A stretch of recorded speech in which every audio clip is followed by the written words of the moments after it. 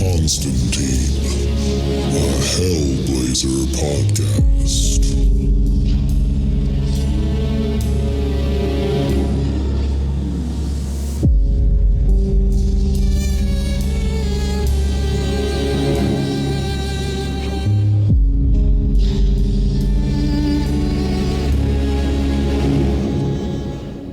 Hey there, everybody, and welcome back to John Constantine, the Hellblazer podcast. Today, we are reading issue 181. But before we get into that, just a little catch up on what happened in the last story arc. John got mixed up with some guy named Fredericks, who was looking for a magical item called the Red Sepulchre. Now, Fredericks needed someone with Constantine blood to locate this specific item in a room full of collectibles and antiques. So Fredericks had originally used Gemma, John's niece, for this. He had kind of tricked and coerced her into helping him out, but unfortunately for her, she did not have the magical skill to pick the Red Sepulchre out of all those items, so she was kind of useless other than blackmail for John. And when Fredericks heard that John was back in town, he used that blackmail fully by sending a videotape to John of Gemma naively asking John for help and saying that these are nice people, they should help them, but John knew this for what it was a threat towards Gemma's life. So John does agree to help Fredericks out, but of course this wouldn't be a John Constantine story without a double cross or a con of some kind. So John actually knows a lot about the Red Sepulchre, and its history is tied to the Hindu goddess Kali.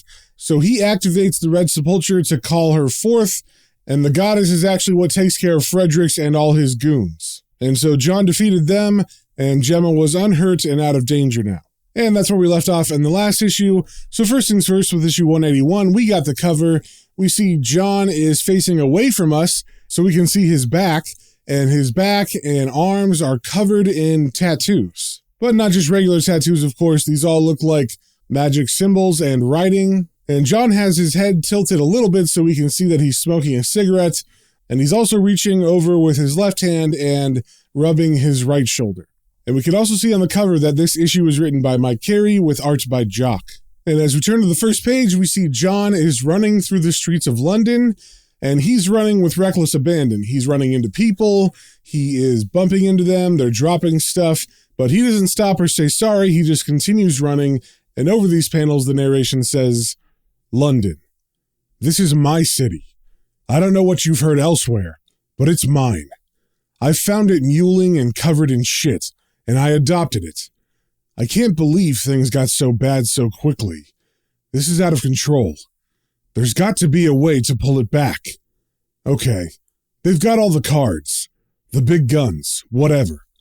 But this is still my turf. I just need a moment or two to think, that's all. I'm gonna get out of this, somehow. And we also see on this page that the name of this issue is The Game of Cat and Mouse.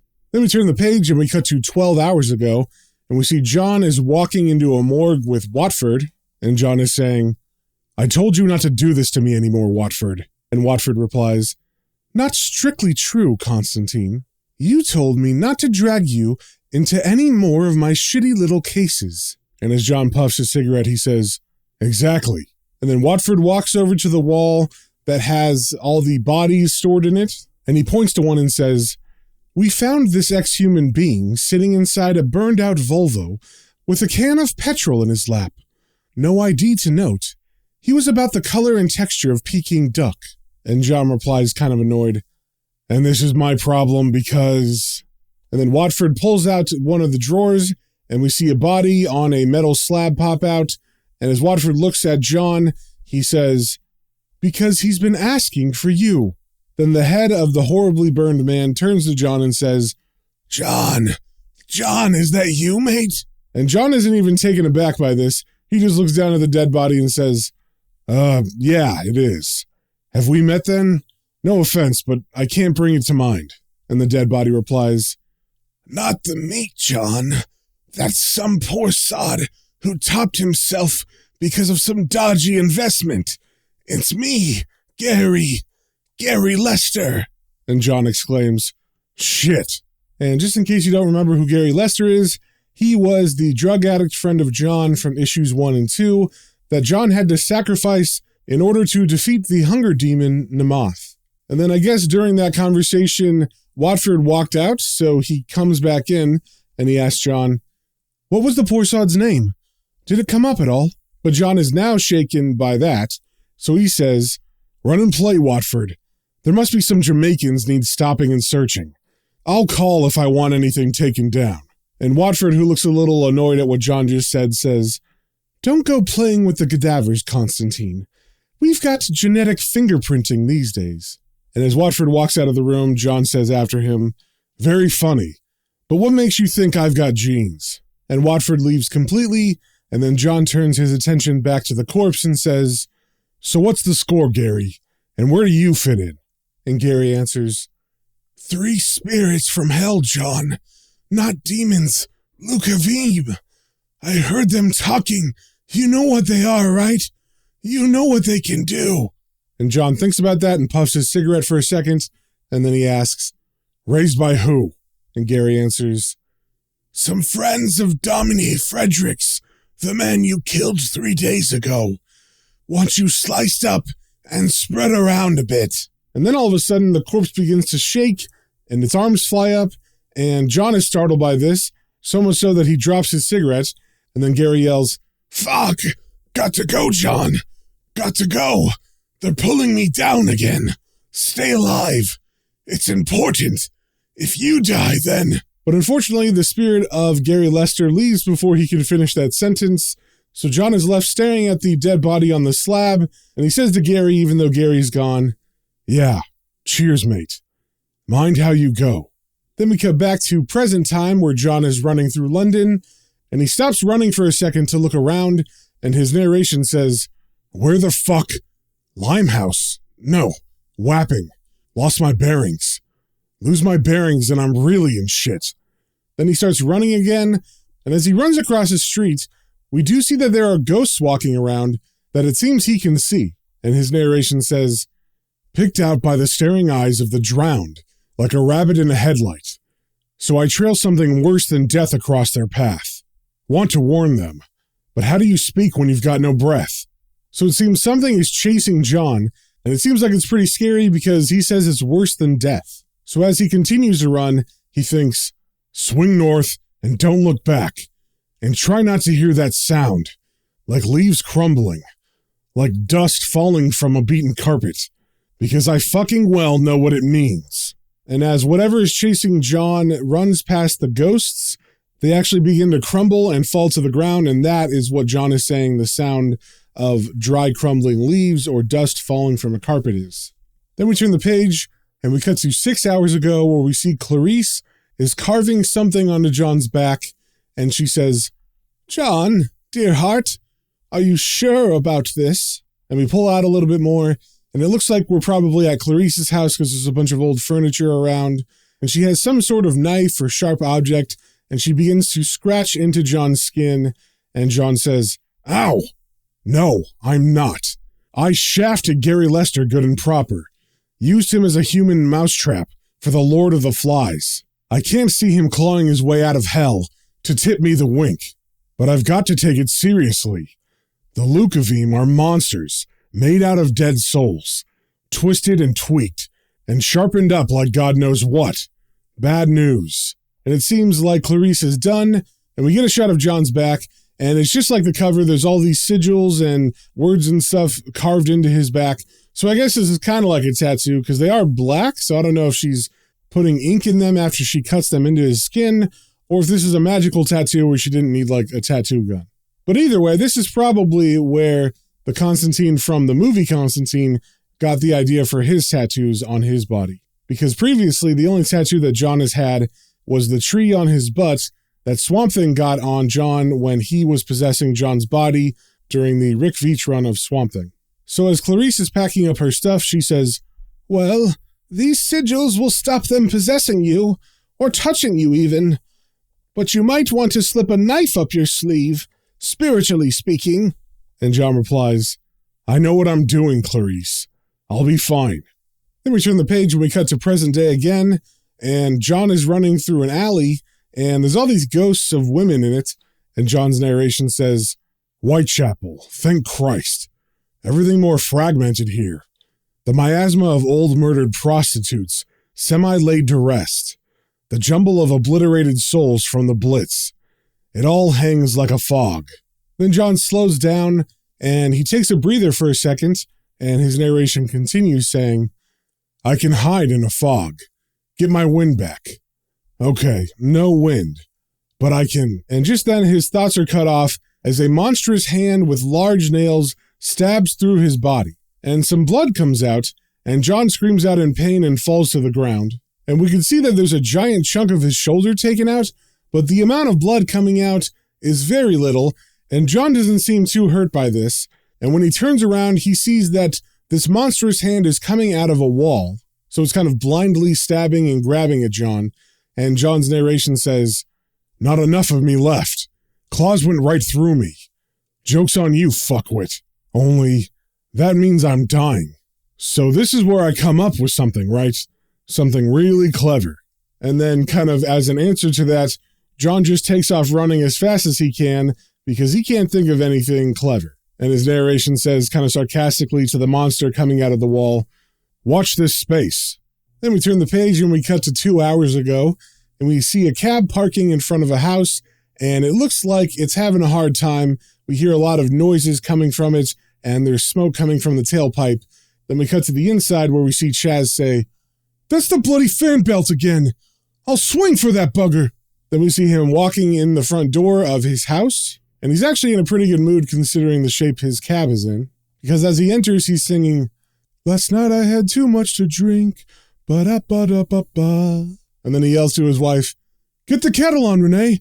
I'm not stopping long. The West End's mad tonight, so I thought I'd go back up through Shoreditch. I can drop Trish back round to our Geraldine on the... But then he stops suddenly because he turns into the living room and he sees two monstrous beings on either side of his wife and daughter. And these must be the Lukavim, and I'll describe them here because we didn't really get a clear view until now. They are humanoid because they have 2 legs and 2 arms and are vaguely human-shaped, but they have gray skin, and their hands have claws on them, and they only have 4 fingers. And then there's all these spiky jut-outs all over their body, like mostly on their backs and shoulders and arms. And their heads, which are also gray, and the faces on their heads are kind of flat. They look like they're made of stone, basically. And then they have bright red eyes. And as Chaz turns and sees them, he drops his purse that had all the money from the cab earnings that night so far. And then one of the monsters says to him, Close the door and your mouth. Listen to us, or we will do things to your family for which you do not have words.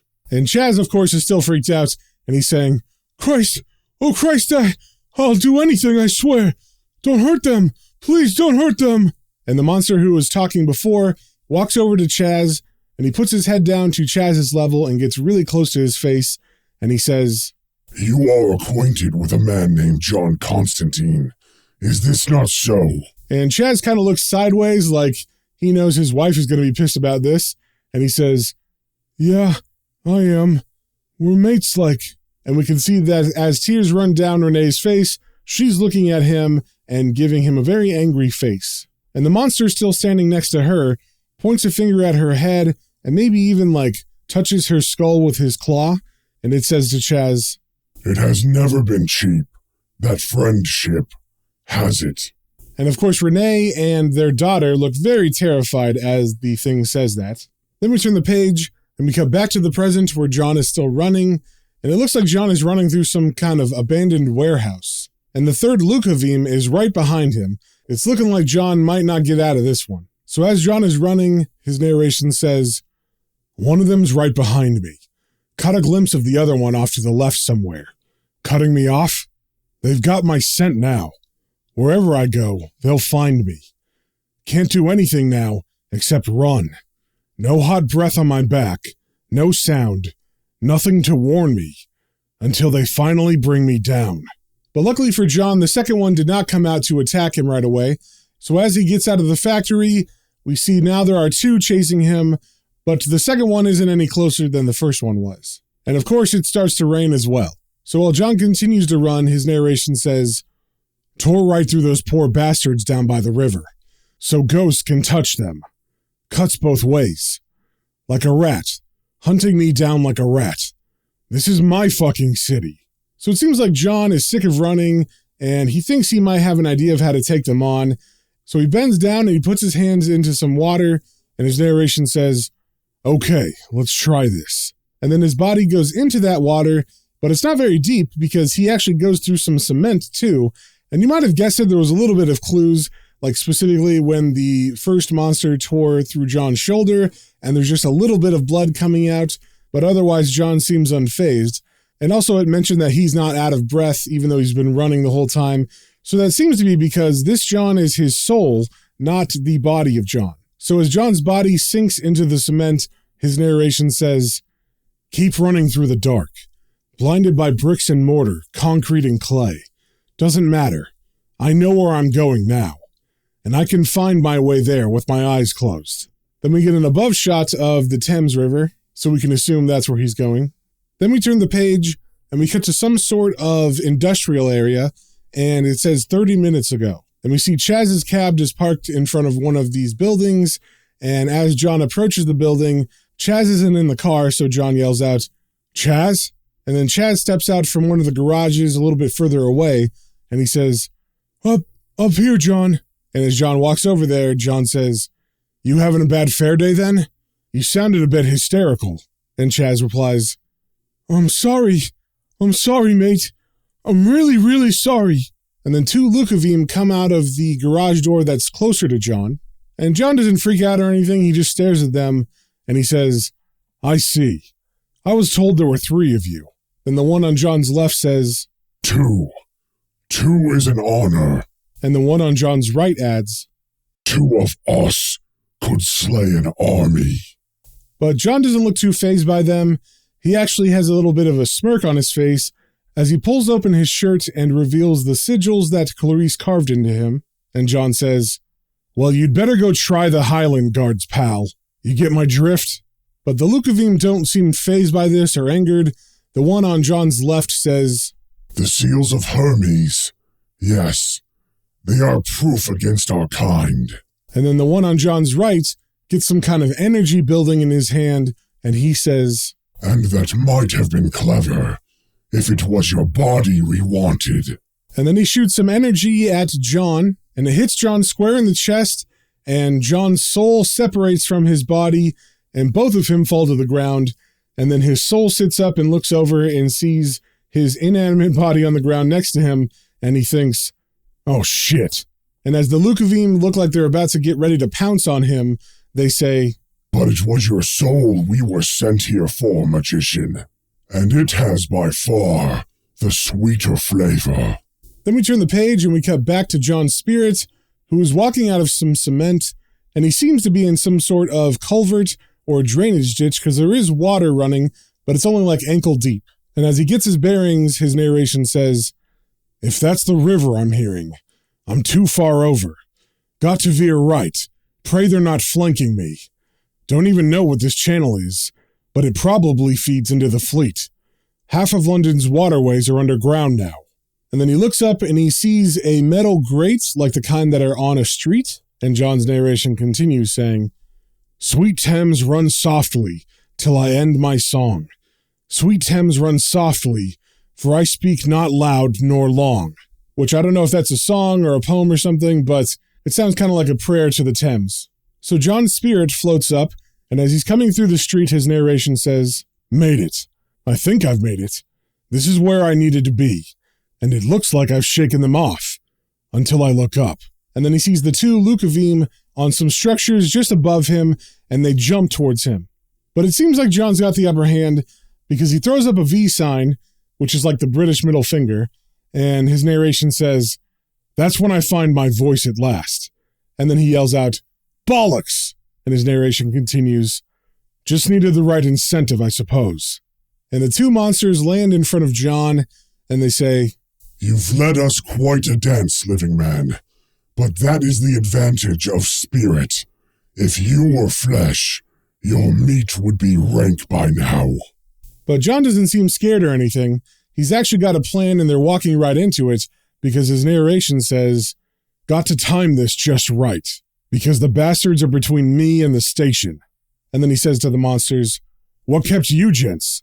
Did you think it was your round or something?" And then one of the monsters says, Run again, Constantine. Spin out our pleasure a little further. And to this, John's narration says, yeah, rabbit on. Don't mind me. And come in as close as you like. Plenty of room up front.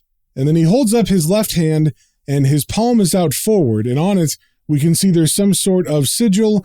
I'm not sure if this is something Clarice carved into him, or if this was something he did in the meantime while he was running. But either way, he looks at the monsters, and he says the spell, right. Fiat bloody lux. And a blinding light shoots out of his palm, and it looks like it's pretty powerful because it blows the two monsters aside, and little bits of their spikes on their backs are being blown off. And this seems to stun them just enough for John to run past them. And as he does, John's narration says, thanks for the suggestion, Clarice. I owe you one.